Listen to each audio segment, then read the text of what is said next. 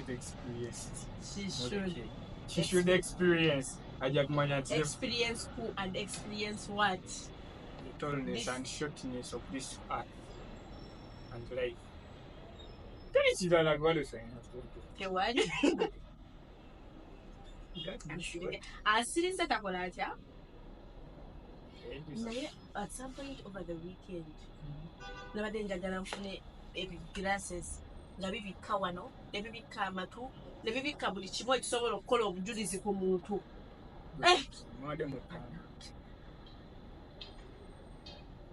Up to now nchakuba akafune echi abana babadde ku Friday.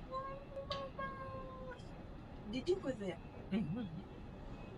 They have a bride and groom kati nze atali nze bagambye ate botobuuka ddiya banno ebintu byabamaama bagenda oba bamodo babajjewo simanyi kati ati ku honeymoon bulungi.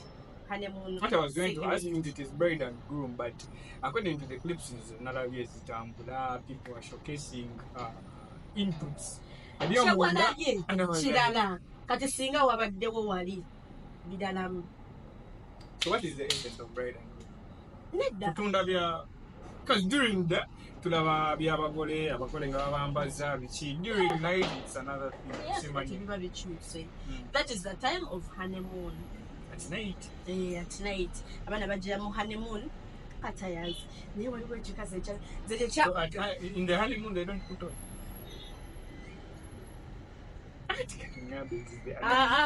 Bambala ebyabanaani ne bagenda e Zanzibar ne bagenda e Dubai ne bagenda e Santorini ne bajjayo Bible ne batandika okusoma. Honeymoon. Kyabakola era neze engoye kyababeerako. Ati zo sibi manyi bora bikoyinza kuba yajambadde akantu akasalira kati n'atuuka wali ku stage ng'akantu kali swift n'atuuka ali n'asumula ayambadde ne mask n'agijjako mask kale singa mask yagireseeko singa agireseeko n'akola ebyambyo nebyo byonna nga tewali agenda kumutegeera omukazi yazze byambyo ne kibyakoze what did she exactly do that kulaba gwe it was yali adayambadde nakasifulu konna bwe kati ng'atibyeko kaleesu lwati bwe yatuuse wali nasumulula ati ni bafaana basanyuka ne banyaba balangana bye bagala naye guno wana nikugambe nasumulula akaleesu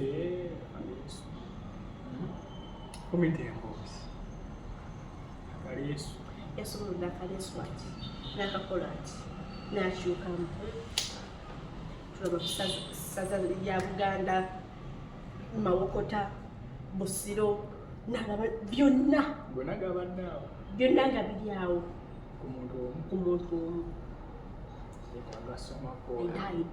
I died. People are very happy. So she was having the map of Buganda in short. All of it. Big up the bride and groom.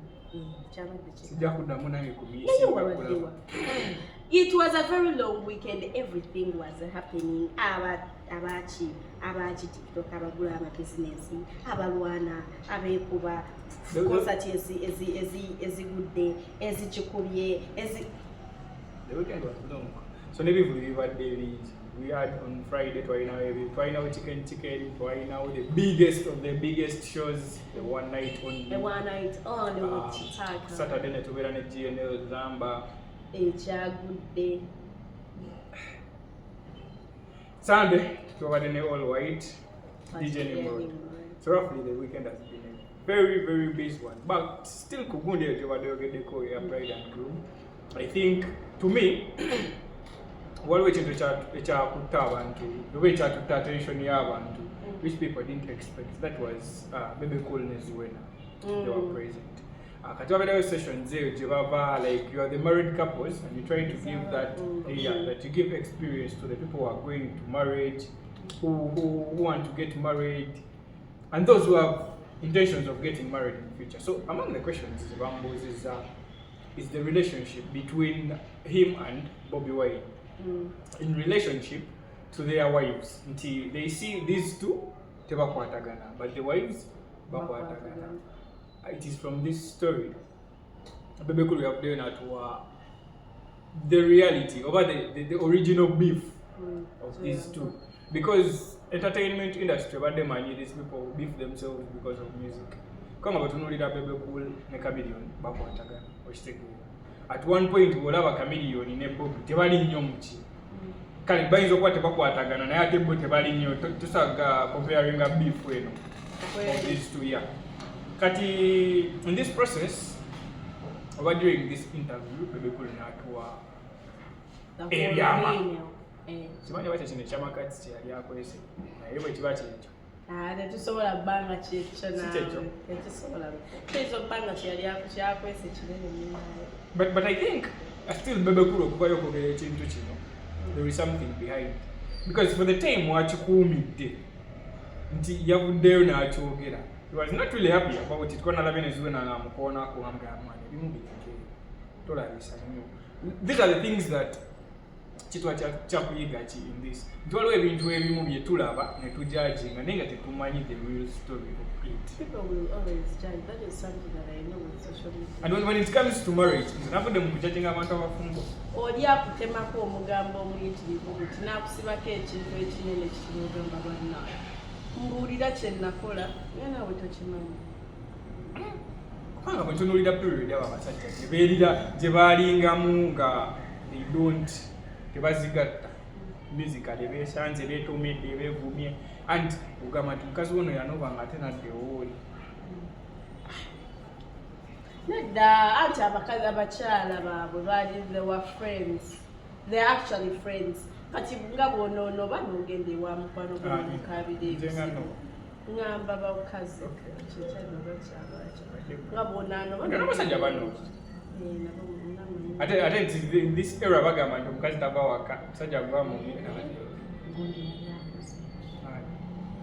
tewawulidde statement yakoze nti Bobby we yamukubira omubuuza gwe mwana nniga lwaki okubira mukazi wange yagambye oyende ati. So it means that was the concept. Nti bebe yali akoze eki ayenze Zuwena n'alyoka olaba benda ku Zuwena kati olukiboneka waabwe. Nedda abakazi mulina ekyo ekizibu. Remember nti kati ono omuntu celebrity ameetinga abantu bangi bafaani bakusaba amanamba okitegeera yo n'oba neya business faani ayinza okutextingira akantu amanyi bintu bitono nnyo ne bitabula abakazi. Kati no, let me tell you, that is not the real thing. The real thing is what you reply to that person. Akueleza akantu nawe osinisa amanyi oli osanyuse. No, omuntu ayinza okuloga hello dear omukazi nekimutabula. What did you reply is hello, the thing. Hello. Ayinza okuba ngambye hello dear ninga hi dear. Ndowooza olaba yawe wafa obuzibu nakugamba but yawe wafa obuzibu awo. You cannot say hey dear to someone you don't. But I think tugenda baterayo kano ka interview ka Bebekulu bakawulire bo nga bo tetujja gamba nti omusajja anyway nazo kikuba yakikoze out of akijjewo so that people should know the real truth. Kwa hiyo yagambye that this music tekisobola okujjawukanya na muntu okitegeera because these are voices that we gain and we can lose. So olokera ku macanga eddoboozi lisaakadde okitegeera. So I cannot leave someone for years over something, but ekintu ekyo kye yakola nagamba nti over time nze namubeererawo behind the scenes nti abantu bali tetumanyi. It came out to be revealed that was on Bride and Groom nti yamubeererawo for all that time naye ate bwe yali in that same situation yeti yamubeererawo naye kirabika mwana kuno bakazi wena kwaluma bebola kubamu n'akayimba. Abakazi ate era the other point nabo si baabo. Abakazi bo si baabo. Abakazi bo si baabo. After God, I think we should fear women. Yes, fear us. Because you cannot tell me waliwo amawulire wano agafulumye the late Seguli amongst the 9 children ayinako bana abataano si babiri. Kati noyo yesiimye ayinako baalinako. You should be thankful. Waliwo boolinako. Bwotipisa mama. Yes. You should be thankful. Ayina baalinako. You're not judging. Why not the 8 at least the 2? oba the one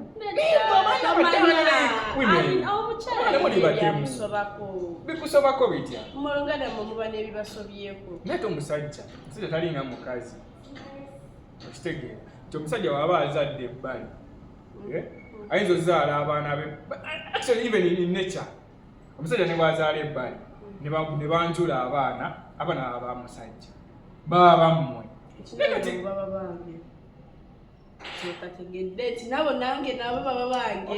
amazima omusajja n'aweerera abaana n'alabirira n'abaliisa. That is why I'm saying nti abakazi muli bate actually tuyinza okuba bulijjo tumenya sitaani ali mu bakazi. Tomanya why she did that. You don't say things you cannot tell me. You don't know why she said why she did why that. She went and had children outside marriage. Yes, you never know why. Tomanya ngoba waliwo time we bayamukalira. So you can't have 5 children. Batulaba maaso g'amaano batulaba matuge. Bakazi muli bayaye. Olumuganga tufaana. Gakojjawo simanyi oli omutunzi wa chapati. Muli bayaye. How can you like 1, 2, 3, 4, 5? Even if mwali mwawukanye. And you have 5. So actually temusana kuba nti muba mwawukanye. Nozaala abaana batano n'okomawo nabo n'ogamba nti bamusajja. Sajja na. Bakazi batemu. Naye gye mutumanyira ne mukola kiri gender based violence biki byonna. So that's how you are paying men. Anything but still that concerns hurting me, wake me up at 3 a.m. in the morning. But at the end of the day, kale gwenzo chikola as a parent, but at the end of the day chigenda kwa affecting namu na abana, right?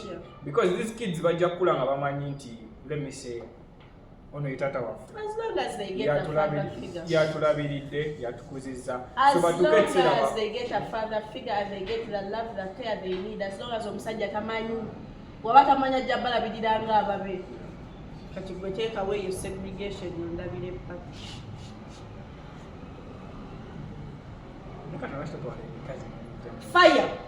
fire actually singa twali bakazi feka mu nseero twandibadde tunyumirwa buli kimu nga tewali ntalo tewali ki but the moment men come in, the moment a man comes in a conversation with a woman, temutuuza anyway.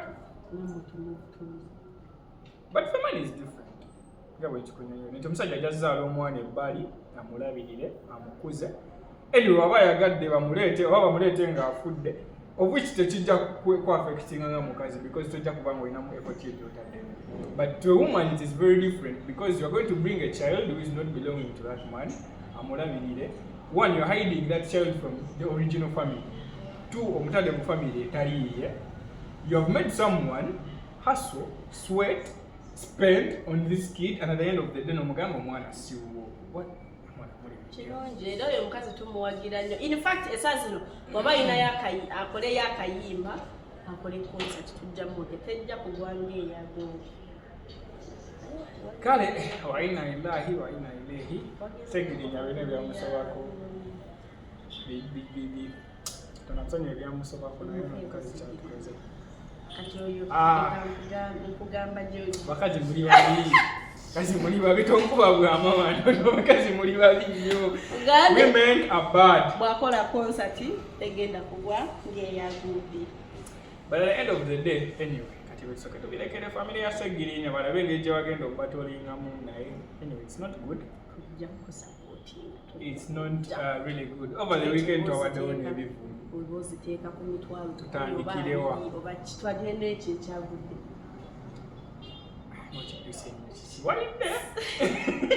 si kukipika nedda for real me I'm a big fan of Zamba.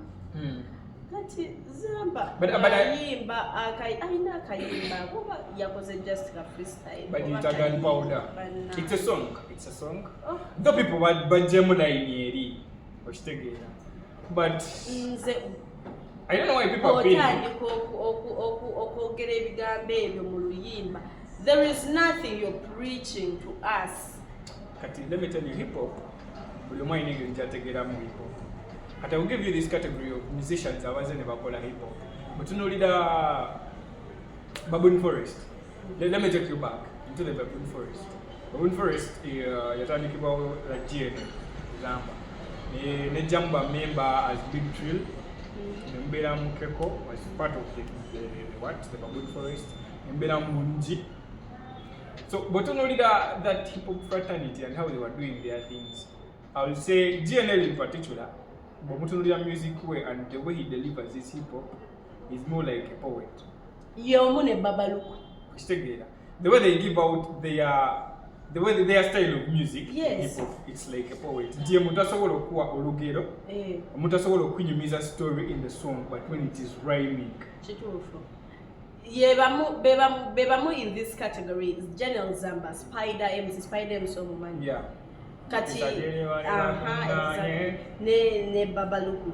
Kati, you've never had them. Actually, you've never had Babaluku nga yimbe nyimba ezo ezirimo obwemu. In fact, we don't know Zamba Lukamani. I don't know if there were other songs za yimba bwacho, but that one renowned there. I'm bringing you the concept of people. But you don't have to be like that to kukuba concert. Waliwo ebintu ebimu musically omuntu jajja owulira asitwalenga bwakiwulidde, but you will not know the hidden meaning. What is the hidden meaning of those lyrics? Gwe sobola wulira nkunyonnyola leka nkunyonnyola. When you hear hip hop, it is music that is generated from inside someone. Kansoke nkuwa na example y'omuntu aliwo right now nti very many people lyrics ze bagenda ozitegeera. It needs someone with a high IQ okutegeera lyrics z'ono omwana. Jim Nola, do you know Jim Nola? Jim Nola style ye n'engeri gy'akubamu music we. If you are not sober enough oyinza okukitegeera mu concept endala. Ayina ennyimba ze yakuba and people thought he was attacking GNL in the lyrics. But there's always sense behind no sense. But in the original concept of the song, Ngabotula once and you analyze it, it is totally not even connected to Zamba. When you look at Zamba by the time we are commenting, because Zamba, Bamuzili yatukuba koi story ya Luka, antikati kubuulira story ya Luka, ani yali amanyi. So he went off the board for some time against him America.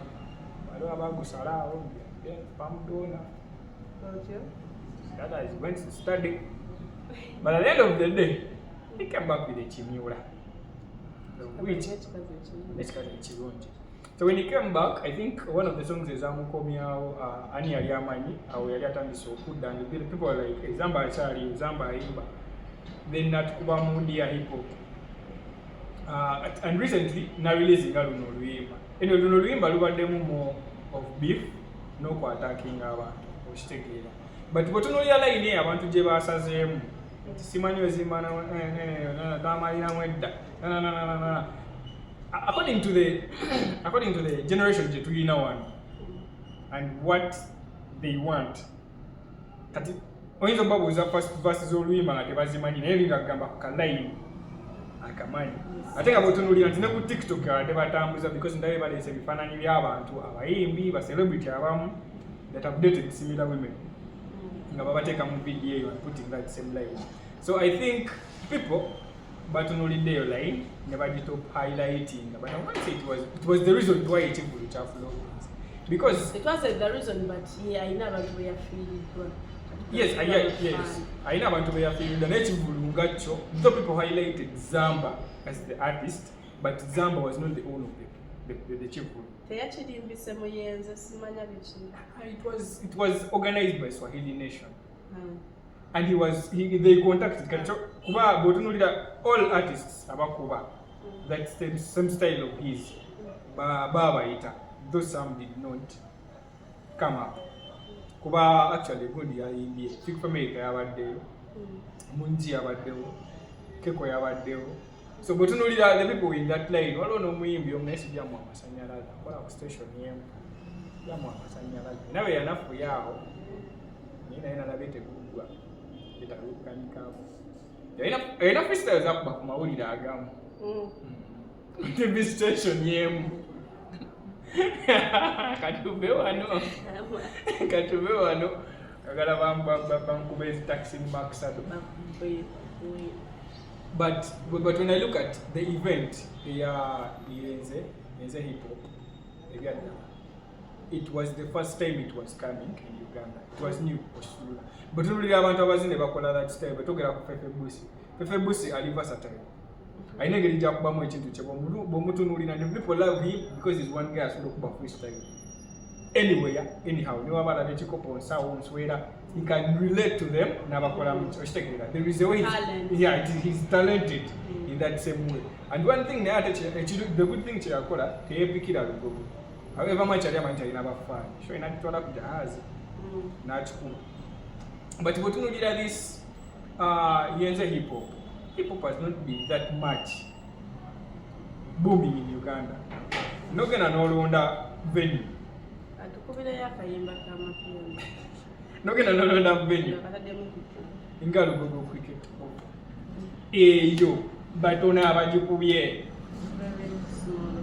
Very few. Abagikoze ki? Abagikubye. I would say nti venue gye balonda yali balonda bubi. If they were bringing something new to the people, ekitono okitegeera. And the other thing is DNL, who highlighted like talk to the artists abali bagenda oyimba. He was away and his audience yali ekendedde. Right now botunulira generation gye tulimu ne generation yali ewuliriza koi story ya Luka, generation endalamu. He came back to Uganda. Yes, ekivulu tebakipushinze. Kuba nina video gye nalabye ne bagamba naye around one day yabitaala. Ne bagamba nti ekivulu kyabaddeyo naye ne batasobola nakubisa baana kugenda nga bazitimba in different places where they know that people can pass and they can get to know the show. Kwanza show nagiraba ku TV shemu. Actually posting on social media, but at the end of the day abantu inotuka ku ground. Yes, yatuka ku ground kwana mulabako nga isamu drive ye ku bigere in the city, but still boboga matogena vuga mu drive yo ku bigere in the city. What relevance do you have? Like what audience, what are you giving to them?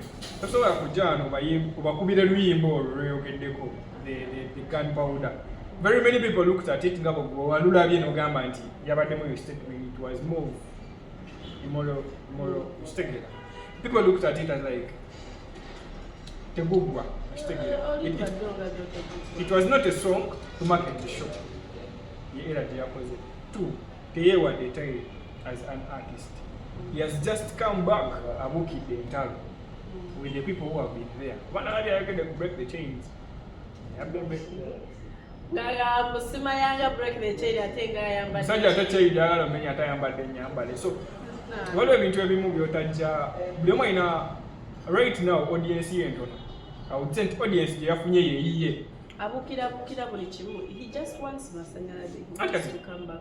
Right now amasanyalaze. Doesn't know where exactly where to tap it from. Aba organizers nabo they had to spot. Kyekyo nakugambye nti tuddayo ku venue bantu bameka bakubye cricket oval. And maanyi ki ge babadde nabo okuba cricket oval. Bw'otunuulira most of the events eziri awo ndowooza abantu batini nnyo abakubye cricket oval. Tubabalira ku ngalo Shiba, Reiji, Winnie Nwaji. Okitegeera. When you look at them, ate bw'olaba engeri gye bakipushingamu, and of which ne event organizers be bakozeseza, people know them. Okitegeera tusobola kujja oku yes stage abadde massive bayitaddemu ssente, by the end of the day you gain nothing. Ate kati yangeddemu sika nga kimuzza wansi because wano bw'okuba abuzeemu ne gravity. Ati ye yogode gyayagala obuye, that is the caliber he wants to go to. Abuze palace. Okitegeera. If you go and you try to hype yourself on cricket oval nekulema, really okudda mu bantu bakakasa, it is another tag of war. And wetunulira GNA right now taina music right now. People want, he does not have music. togenda yita abantu bagambe togenda bakulira story ya Luka. They don't want to know. You're going to... Yes, they love the concept of the song. They love the message of the song, which was about AIDS, but right now abavubuka tebachagala nnyo omuntu abulira kusiriye. Okitegeeza. Baagala byamabina. That is it. Ngambye ba. Sigambye twa. Tuteka bigambo muka. Ndoza bwoli mukadde. Oli muvubuka ssebo. Era sirimuka. Atera sirimuka.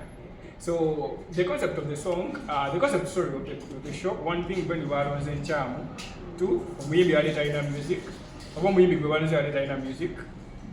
Kwa abagezi bakira video banabyo ko ne bakiva mu budde kucha ne tujja yimba basiru tusonyi mistake. And the other thing is he needs to get time. He building, yeah. Demo yimbe abantu abawe music. He gets back to the people. Kwa abantu bamutunulira ngo mu America so bera gira kai no mukazi omuzungu ayina mu kusente katichoka bakati kulabisa. Bwe batyo. Good social media pika noloza ku ground na coach ekimu totukalonga biralamu. What about the change over there? Was it on Friday? It's when. I know story of chicken job at the Yubiza. The chicken is the one who saw almost CB. She the price Namulekanga. How much are Kavi? Chicken, the Kusai, Abakazi to Chavez, Diraco, Scoomy. Price yabadde from Kaswa gamba bintu ebyo tichikedi yagenda mu bagaga bapushinga ekivulu bayina okupushinga ekivulu babiri tetusobola kukola good tetusobola kukola show me and you ate gwe nobeera ng'ogenda mu bagagga baffe abandi tuwadde ssente gwe n'ogendayo wekaweka. Is that okay? Mugaizo kubatu kubiddeko n'ongamba mbuno tugende ne kugamba saaga ani nyizo okusingira kamesi ne amakaza kugende kwa musalo nitereza kabira nengo mugagga age kanenge bani no yita munkwato edda nkwano bwati oyayisemba nakanana bata bintu ebyo bireke. Anyway, kinche bayita sente things that really desperate relationships. I think man and women washitegira kati wishituka ku sente nemba mbadde bachali mutya. Wow, again on TikTok, kuliko abantu bangi and people have got successful on TikTok ate mulimu n'abamu abatazifunyemu nga ziba spoiling anything. Waliwo n'omuwala bamuyita Smile Emily. She opened up Coco shine. She opened up a gundi. A nail bar. Yes. Yes, so I think those girls have gotten TikTok in a positive way.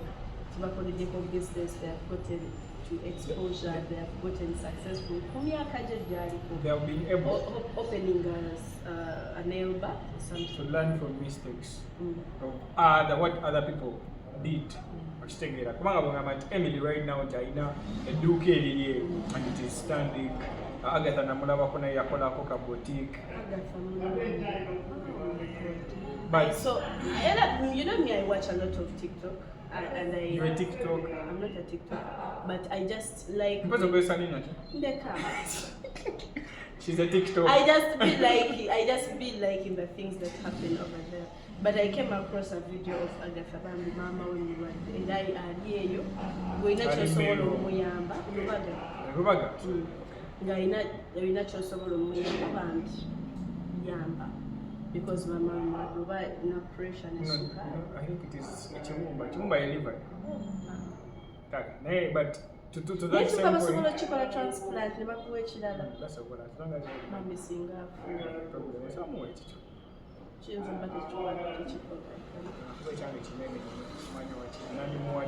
But on the same point of Agatha, ejana bane na live jendi ko kwa bade ko to kwa bade ko shila price na batu abalala and people came out to utter out some statements ezitaba denungi ekintu bwe batoyambe muntu toyogera What did they say? Sirika. You know. Because they came out as someone, actually, Jagamba Kadama, Koyabade Kadama. Dala. Yabade Kubane Yabanda Yogera. Soko ngambe Kadama yayogedde chikubanga kati mpulira boiling up. Baba de play Gabasonda Kasent, as you know. And this lady comes out of the blue that Agatha and Tom Lee, whom have they ever helped? At the end of the day, those people having cars, why don't they sell their cars and they treat the mother in Kadama munnaye. Obwongo babuyingiramu ebyo ebibunde chapati byebalya. Kugamba otya nti n'omuntu. It was really a rude statement. It is very rude. Tom D is an upcoming artist. Kimenyo. Kale, he's not an upcoming. He's an artist. He's an artist. Artist or man, he's not an upcoming. Kale, omuntu avuddeyo ku TikTok natumulaba. He's getting exposed. Yeah. He has a lot of audience and all that. Kati omuntu a building a career ye bwatyo. Aguze yatandika n'akamotoka kana katoni bwe kati ka red. Akamotoka katoni bwe kati ka red. Kati akuze. He's getting bigger in the industry. Era omusubira kubeera mu kamotoka ako. Ye ng'omuntu growing musically. Yetaaga emmotoka. Kati waba ine ngende empanvu zagendako era nga twalaako oba nga akubira Kadama oyo yamugambye namugamba muno mpaye sente ngende eno ninye boda ngende eno. Some people you need to think logically. Oliwo omuntu kati era Kadama omulala asobola ovaayo n'agamba Agatha atunda edduuka sente azigiremu mamba we. Oye Kadama obwongo bwabwe. Buli nga bwe bakola bwe bati. Oba omuntu nga awoza caayi bw'ati. What point people should know when to comment and not when to comment. This is someone's life and someone's mother.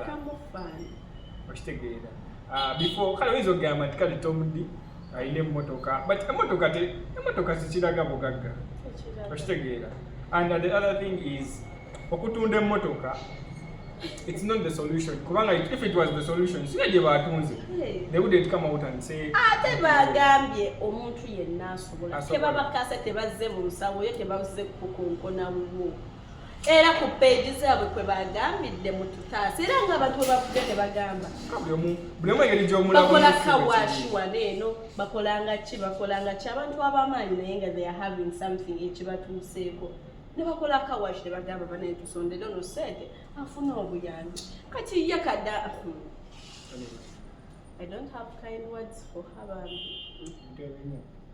If someone knows the pain of losing a parent, you know, and that is something you cannot at out such a statement. Can one way between someone of violence to Gamanti to jump back, which take it over to Japata, and to Gazette, over Bafumana, Mobile, able to Jagaba, Tabata, and Tabapolachi. But this is something that is having someone's mother. This is something of life and death, which take it. That's a bio it is not really good. And prayers to the mother of Agatha. Bambi, tumusabire yenna alinayo kasente obatuuke babagamba obatuuke over 3K over 5K. You go to Agatha's page, nchiwa kulike namba. And maybe even fellow TikTokers, don't pass there. Nalabya nga bagamba isokosha bami nga fanire n'okutabira nga bagamba. Bayitireyo, bamubeerereyo, kale omuntu oyinza okutambeererawo financially, but even your presence matters. At some point, the presence yaabwe erina engeri gy'emugumya nagamba ono naye waali anyway, people think when someone is famous or when someone is known, sente zibeera wakati oli bwatunuulira Tomudi nti muyimbi is a celebrity. When someone gets that popular or famous or known nakale and becoming a socialite, another experiences zeeyongera because you will not live the lucky life ojja mutunuulira newaka kiringanga ojja mutunuulira nti newaka ebana kutunuulira ng'ovuddeyo ng'olinamuko kasente nga bajja okukubiranga jjajja amize ekitiiyo ate mwana wa ssenga amize omuguwa gw'embuzi. I'm telling you, these are the things byonna biba byetoolera kuko tugayinamu akasente. Kireke By the end of the day, if you're willing to go, toyogerera muntu. Bikomeye mu bakadaama eyo. Naye buli mu bakadaama balina amagezi kirabika oba bonna. Only abantu abategeera. There are people who are willing to support. Then there is this arrogant biringa ebiwala ebibi nga bitambudde n'abawala abalungi. Babuuza muwala mulungi ekiwala kive nako. Wano ku gundi yaffe. Ku kivulu kyaffe kya one night only. Nga siraba ekiwala. She was a black beauty. Kale, she was dark skinned and she was wearing something nice. She had a good fashion. She was wearing something nice, but she was not Yalita Malayo. Gundi n'agenda. The was okay. Gundi n'agenda.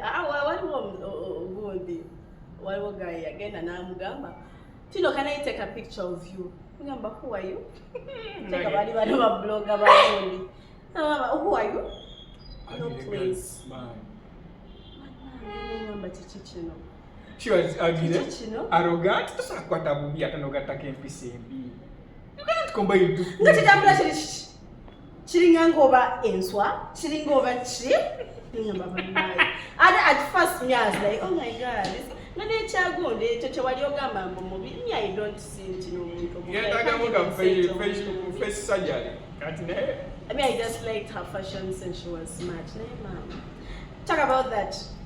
Pole, panda kitanda. Ah! Where did you see that thing? Pole. Panda kitanda. Panda kitanda. Go to bed. Like oba mwana omuto ngagenda kwebaka like it's bedtime or it's past that mwana omuto yebaka bamusula busizina mutala muti osobola obanga olina kyokola n'omugamba mpola agenda mu buliri webake oba okitegeera. Let's go with that. I feel like that song is not given so much justice, like oluyimba dolonyine, but in the live I saw Chitaka and Mr. T oye akalenza akatona akaline eddoboozi mulenzi mutono bwati naye eddoboozi erimuvaamu. He has a very big core, he has a very big deep voice. I was like, yo. Actually, when I saw Komulabira, I didn't know even he was Korurimba in Nalindu, but I had not seen the video.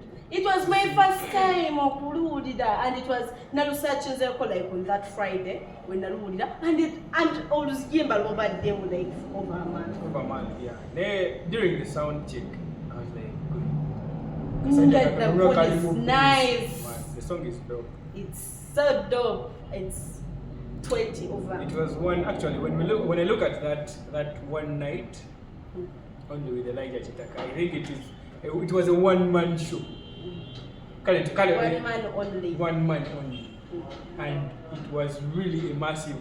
Yakute show ezabaddewo. Kuba butunulira kuva Friday paka Sunday. There are shows that have been there. But butunulira eno one-man show. Egase show ezibaddeko abayimbi.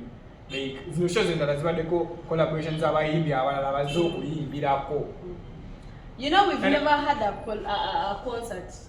Elijah Chakatatu wanga concert. Yeah. So this thing, Chaiga Bantu wanted to see him. And it was not only just having him on stage. He came in the audience. Nazina kona abantu, nayimba kona abantu. Why wouldn't you want to come for the next edition? This coming man, having someone hot, someone energetic. This edition. Like it is one artist. When he was starting, when I'm gonna sound check, he was doing something good.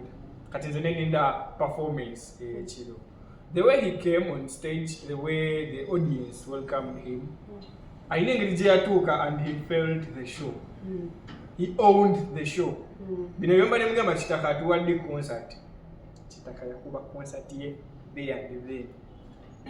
I swear, Yakuba Nyimba, Natukesara Navagamba, this is my last song, and audience. No! Atenga Wakazi!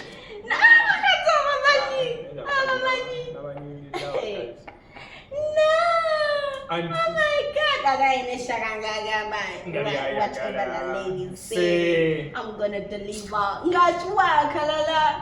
And the way he, nayo bachitaka yavawa, yayambadde kakyako, kaskot, yayambadde kaskot. Nalyoka kubako omusa kati ate engatto.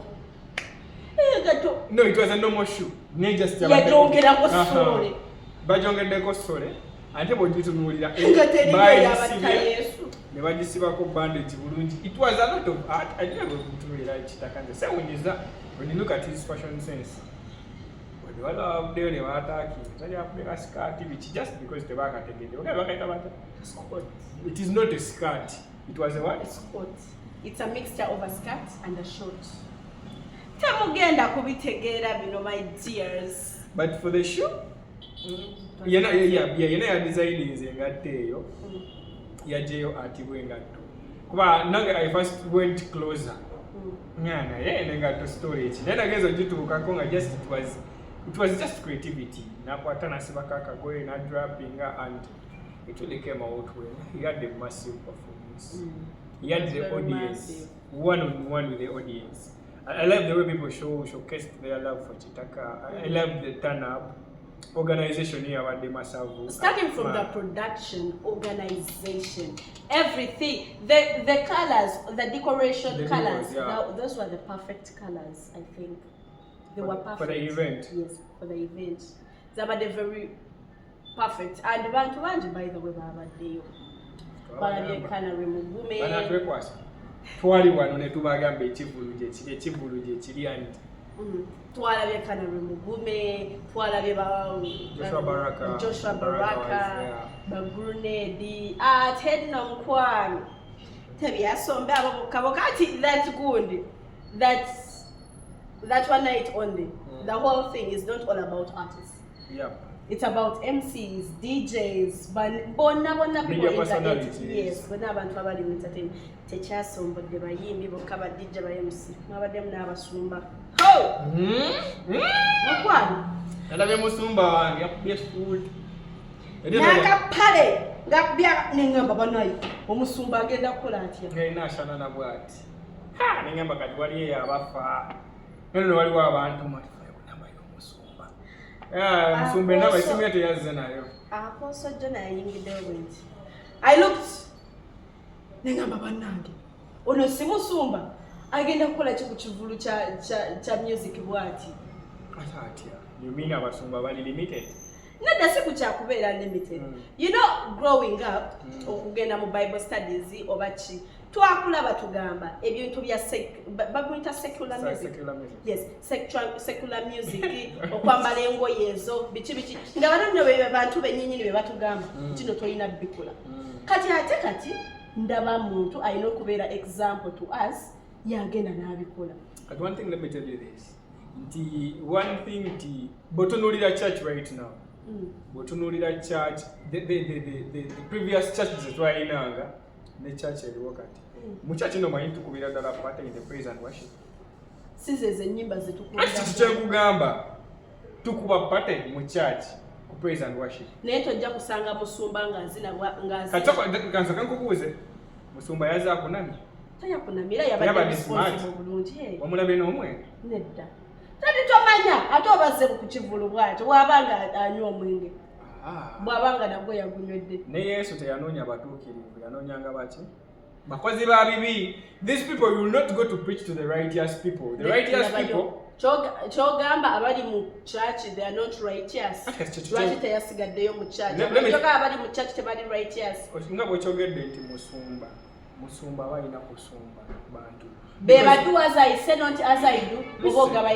Listen, example jakuwa that I've been there. I'm not so special as a person. Oshtegera. Kuba na yes na musumba, na ate na yakola ebi. People do wrong. People sin. Everyone sins. However much it oli body. Abantu oli musumba. The thing is nti tula abantu botunulira to the Vixen, botunulira Pastor Bugembe, botunulira Exodus, botunulira Apostle Jonathan Nalebo. These are the people that are getting to engage with the people.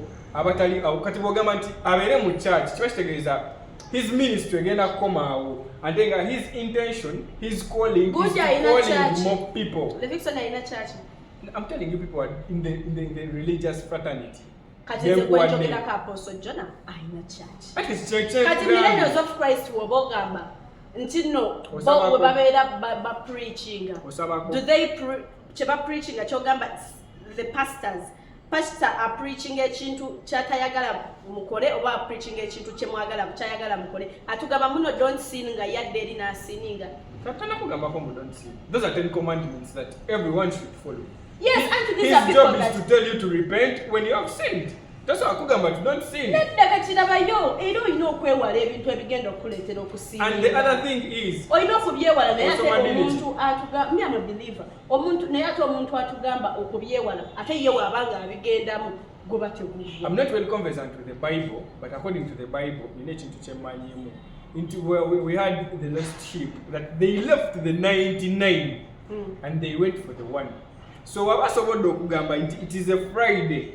Let me leave the people who have gone for overnights. Abo bamanyi ekituufu. But let me go to this shop. Ne bwe nnoonyayo omuntu omu oba abantu babiri ne mukonvatinga nasobola okutegeera Katonda. It is much more better than gwagamba nti agenda abeere mu church. His role is not going to kuba ne Yesu mwennyini nyini teyatulanga mu church. He used to move. Mukwano Apostle Jonah singa yase ku stage n'atandika otubuulira enjiri nandigambye yes musumba ekimulese wali but it was not a gospel show. Anti kyovula bani kugamba Apostle yandibadde tabeerayo yandibadde akimyeyo it is not a gospel event. It is not a gospel show. Ne artist abaliko tekuli gospel artist singa yabadde bandi eya church obanga okugenda beerako artist nga Le Vixen I would very much anticipate to see such people. Naye kati Elijah ebuli byakuba byonna Elijah wemula. Tawemula. But this is secular music. Music always batugamba mbuno this is not the kind of music between obanga tuwuliriza ono music wansi. So kitegeeza nti wabadde siina.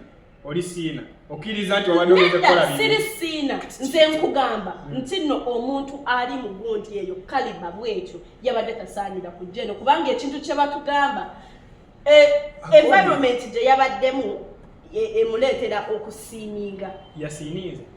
Wabanga mufumbo bwatunuulira abakazi abalala. I'm just saying bwatunuulira abakazi abalala ku kifo ng'ekyo kubanga weeyo gundi togenda kugaana abantu kwambala nga waayagala. Bwatunuulira ne yeegomba omusumba bwatunuulira ne yeegomba batakumitinza adultery naye nga kino kyonna kiviira ku ki ku ngeri oyaba adultery. Yes, oba weegombye teweegombanga mwana w'abandi teweegombanga mukyala w'abandi. Ate omwana n'omukyala.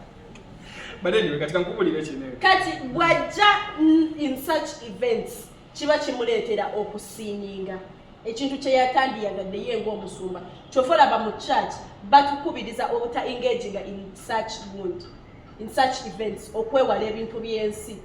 That is what they term them. I'm not too much into the religion. Naye nze mmanyi Katonda asobola otuma omuntu nti let me say example me as an example. Let me say I'm a man of God. Katonda nangamba oba nantuma nangamba mukifo bwekiti ne bwekiti because we saw these disciples of Jesus being going to different places to preach. Katonda asobola okubeerawo na there is a way he talks to his people through visions, through dreams. Nakugamba nti ku Friday wali ekivulu ne bwekiti. But in that concert mulimu omwoyo oba mulimu omuntu gwenjagala ogende ondeete okitegeera because I'm a believer and I'm following God sijja kujemera kitange okitegeera nti njagenda mu kifo mmwe the people mujja kujajinga muche mulabye nti gundi ase bano talina kubeera wano but you don't know the role, you don't know the purpose why this person is there. And according to Binti, he was called by God. You man, you have no right to judge him. Katuwulira Katonda yeyamuyise okujja ku one night only with Chitaga. Simwogeredde. Kati bwabanga yeyamuyise kale tukitwale bwe tutyo mu ngeri bwetu bwabanga yeyamuyise the night was on Friday. Lwaki ku Sunday teyavaayo ku TV gyabeerako on Friday yaliko? No, nkugamba ku Sunday singa yajja n'atugamba nti ekyandeeta mu gundi nina nalina endiga gye njagala okukola ki. He is not accountable to you. Human sima bamutuma. Katonda yamutuma. Naye tuli endiga ze, we are looking at him, we are looking up to him. Look at him. Omuntu gwe tutunuulidde bw'agenda in such events guba teguggwa. Kugwe. Kati olaba Elijah Kitaka yakuta Scarlet Good yavaayo n'atugamba nti no mutabani wa musumba. Exactly. Naye ebintu byabwe yabivaamu. Lwaki? He didn't want to be controversial with what they say and what he does. Kati Elijah Kitaka yavaayo era taata we Elijah Kitaka bwe yatandika music on natandika ebyokwambala bwetyo n'afunawo gapo ne taata we waayikula kubanga oli musumba tayagala lino. Naye ate bwe ndaba Apostle Jonah nga yazze ku kintu bapasita abalala kye bakonde muninga. Lwaki pasita Bugembe teyabaddeyo? Lwaki ne Vixen teyabaddeyo? Kale tugambe nti katuwulira bonna abadde outside Uganda, pasita Kayanja nga teyabaddeyo.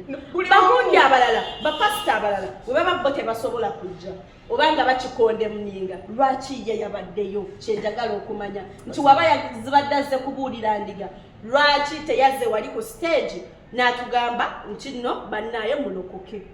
Listen, it is Kusimani or problem is from the school where you went. Nedda, it is not from school. Me, I'm trying to talk about Kayan. I don't want to talk about Basumba. I will leave them in their category. Blioma ina calling ye. Katonda tajja tuma Apostle Jonathan. At the same time atumene Bugembe ekifo chimu. At the same time at Blioma ajamutuma. Chogamba Katonda banjawulo. Oba Katonda yomu.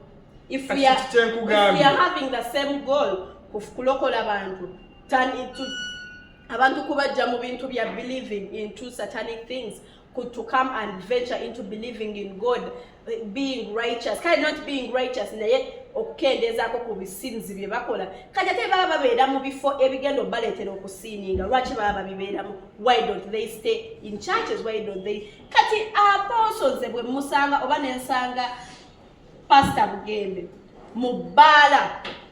My perspective of seeing him, I'm not saying Ntina Apostle against Mubala, but what I'm saying, Ntino, when Musanga Mubala, my perspective, Jemulabidam again. It is okay. It's okay because it is not your right. It is not your role to judge. It is God. It's a Katonda.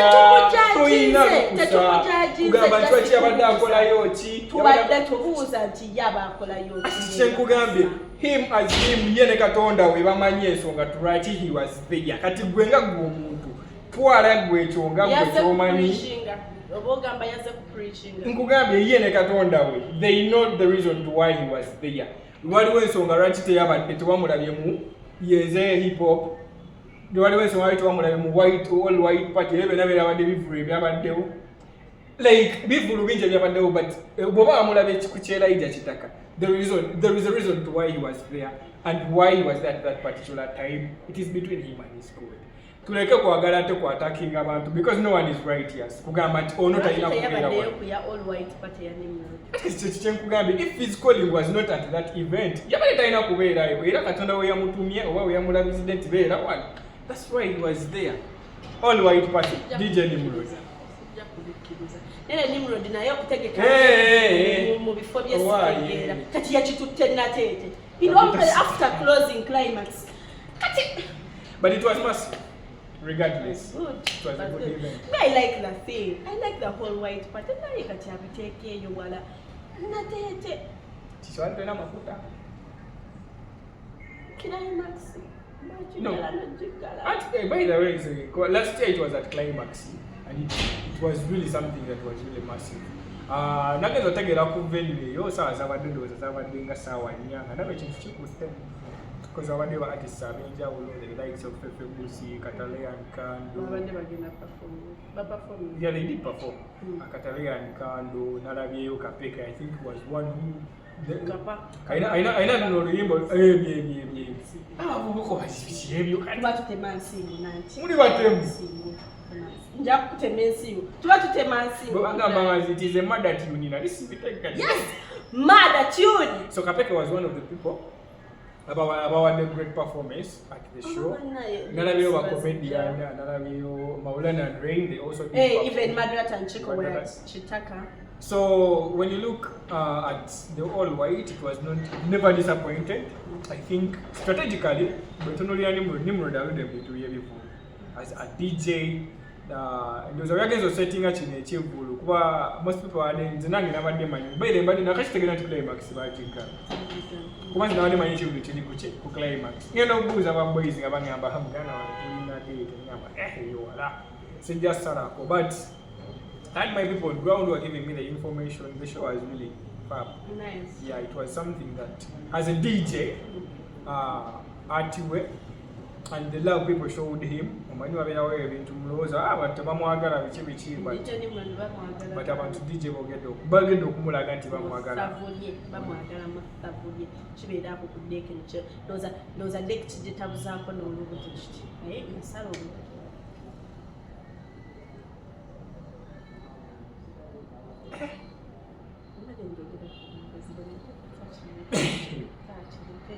kireke topika Sudiye. But at the end of the day, the successful shows, I think, DJ Nimrod achieved the charm again the movie. It was really to the expectations, and let him keep that up. Singa ekiddaka aleeta wano kuva villa. Ndabanga gundi the villa kiyinza okuba ekifo kitono according to the numbers zabeera nazo. Obana kitono nate sizamu amagezi gena cricket over. Ajja ku katikati. Kino katikati.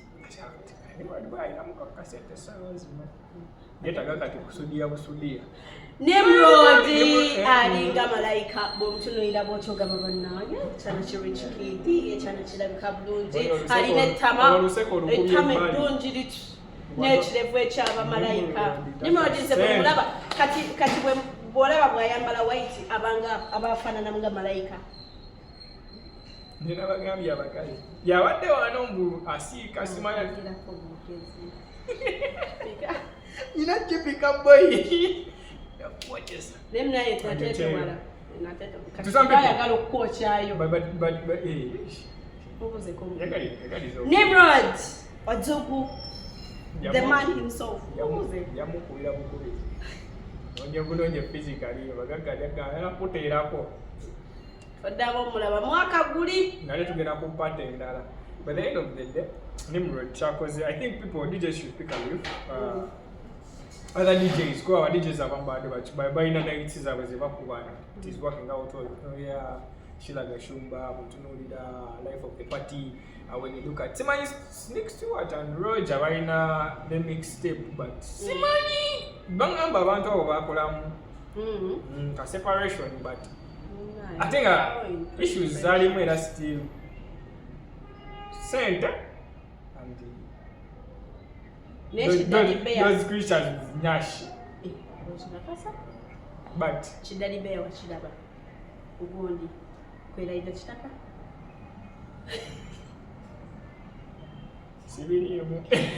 Yabagundi I didn't meet Daddy Bear, DJ Carlos Lopez. Joshua Baraka. What do it get done?